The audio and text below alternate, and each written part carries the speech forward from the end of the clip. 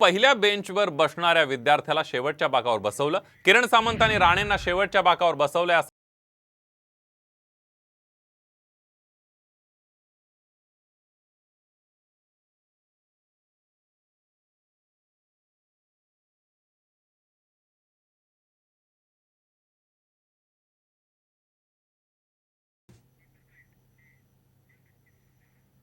पहिल्या बेंचवर बसणारा उमेदवार लोकांना सांगत असतो, परंतु तो शेवटच्या बेंचवर बसला आणि शेवटच्या बेंचवर बसून हट्टाने, खरं तर त्यांच्या समोर किरण सामंत सारखे नवखे उमेदवार असून सुद्धा किरण सामंतांनी त्यांना शेवटच्या बेंचवर बसवलं आणि 13व्या यादीत त्यांचं नाव प्रसिद्ध करावं लागलं। त्यामुळे भाजपची राणेंची पात्रता भाजपमध्ये केवढी आहे, महायुतीमध्ये केवढी आहे हे जनतेने ओळखलेलं आहे।